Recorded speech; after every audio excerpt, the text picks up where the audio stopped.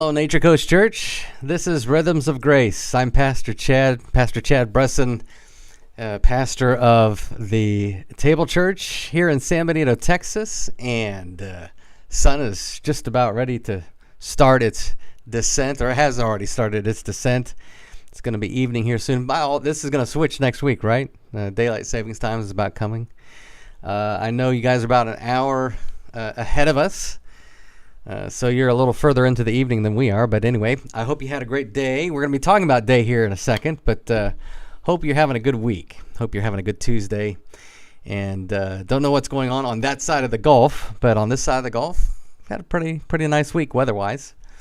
That's what makes it nice and pleasant to be somewhere in the South, the deep South Texas for us.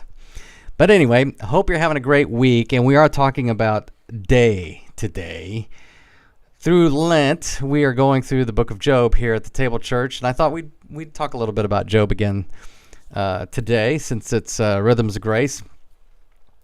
And we're in Job 3. We were in Job 3 on Sunday here at the table. We're going to be in Job 3 again for this week. We're going to talk about a few things that show up in Job 3 that are pertinent to our lives, our everyday lives. In fact, the whole book is pertinent to anything we get going during these days and weeks.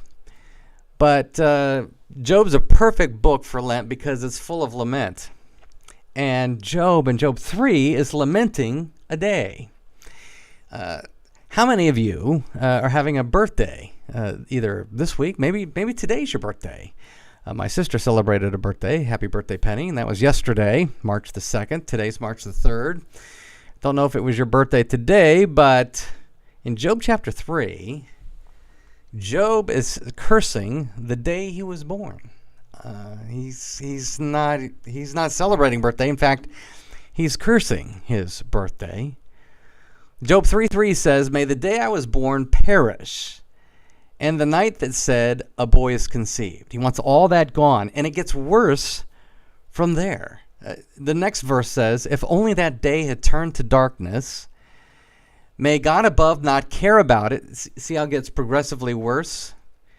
It turns to darkness, then he's saying, I don't want God to care even about this birthday, or light to shine on it. May darkness and gloom reclaim it. So not only are we saying we didn't have it, we want darkness to take its place, like it had never happened. May what darkens the day terrify it. And he keeps going on and on and on. I mean, it just unfolds.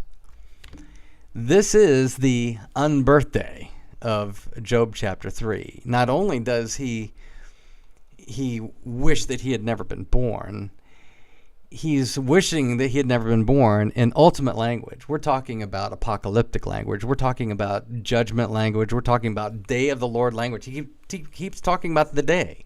The day, the day, the day, the day. And anytime that happens in the Bible, when you start seeing that in the text, and that happens here in Job 3, yeah, we're starting to think in terms of the big picture, the day of the Lord. And the day of the Lord, again, not going to get into all the technical details for that. Just to say, the day of the Lord is both great, it's great for our salvation, talking about the day of the Lord, and judgment of all those who are not God's people, all of God's enemies. That's the day of the Lord. So you got the good and the bad. Now, we typically have thought about the day of the Lord as evangelicals. We typically look at the day of the Lord being at the end of time. The cross ultimately, the one that we forget, the cross ultimately is the day of the Lord. And that has a stake, or the end has a stake in what's going on at the cross. The cross is its own day of the Lord. But here in Job 3 is talking about his birthday as if it's the day of the Lord. Now, it's not the end of the world per se, but what happened in Job 1, Job had everything taken from him. He had his livelihood taken from him. He had his materials taken from him. He had his family taken from him. It's all gone in a flash. Boom, boom, boom. I mean, we looked at that last week. It cascades in Job chapter 1. Messenger comes, bad news. Messenger comes, bad news. Messenger comes, bad news. And Job now is in the ash heap. His life has been devastated. His life is in ruins, at least as he describes it, as he feels it. He's had his health taken away by the time we get to Job 3. This is, he is describing the day of the Lord, and it's a day, talking about his birthday, it's a day he wants to undo. He wants to reverse. That's the other thing going on in Job chapter 3, is he's talking in creational language, like he wants to undo creation, like decreate, because he feels like his life has been decreated. When we open Job chapter 1, everything's Garden of Eden type stuff going on. He's got lots of celebration going on with his kids. He's got lots of material possessions. He's just got lots of things going on. It's all bounty all the time. That's garden language. And now he's in Job chapter 3. It's all gone. And he's talking about it decreating. Everything's going in reverse, even to the point of his own life. I wish I had never been born. But it's the unbirthday for Job. He takes that day, the day of his arrival, and he calls down God's judgment. He calls down God's decreating activity, the anti-Genesis. He calls that down on his birthday. And the unbirthday in Job is doing Satan's theology to himself, because he doesn't realize it, but he's looking at his life the same way that Satan had accused Job in front of God himself. That's also in Job chapter 1, because Job says, Job's all about the material possessions. And if you take away all that, you take away his family, you take away everything, he's going to curse you. Now, Job doesn't curse, but everything goes bye-bye. And Job 3 is a lament. I'm not going to talk about that right now, but it's a lament about what has happened. And he's kind of convinced himself, yeah, that's God's favor on me. All that stuff was God's favor.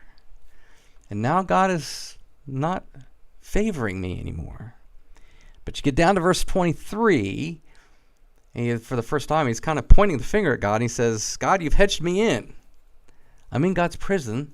That's not a mistake, by the way. That's the very same word, hedge, is the very same word that was used in chapter 1. Because Satan says, you put a hedge around Job. The funny thing is, it's exactly what God has done. God has put a hedge around Job himself. He is protecting Job. He's protecting Job himself. He's not protecting all the material possessions, not protecting all the stuff that Job had. He's protecting Job. God is the hedge. Love is the hedge. So even as Job is saying, hey, I don't want a birthday. I should have never had a birthday. I need an unbirthday. I need it all to go in reverse, and I just need to completely cease to exist. He also says, God, you've hedged me in, and the irony is that's exactly what God has done in his love for Job. And see, the reality is that this unbirthday that Job is calling down on himself, well, this hedge is not going to let that happen. In fact, this hedge is going to make sure that there's another birthday coming, the big birthday. We celebrate that at Christmas. Yeah. Oh, yeah. That's all kind of being anticipated right here in Job chapter 3. The arrival of the one who is Job's hedge.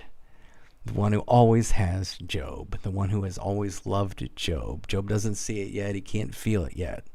But he's still there. So that's for us.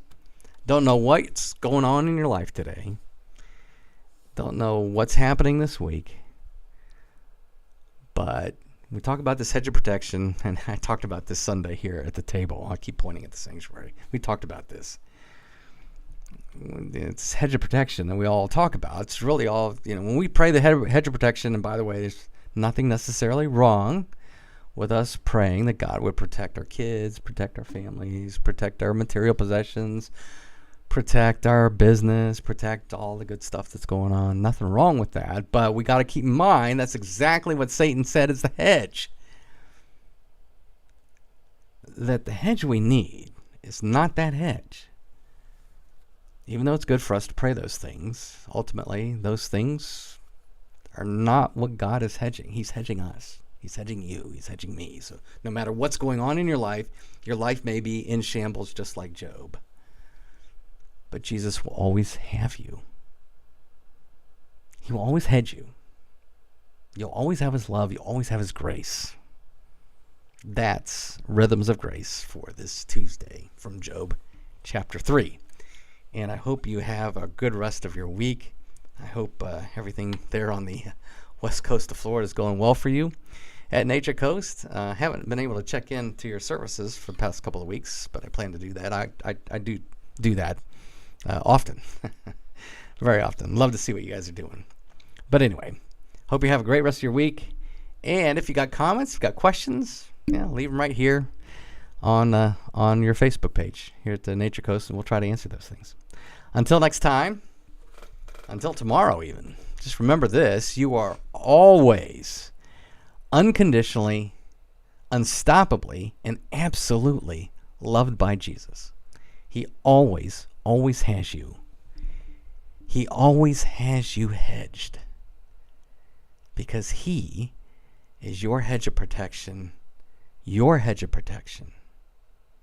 You'll never lose Jesus, ever. That's his promise to you. Have a great evening.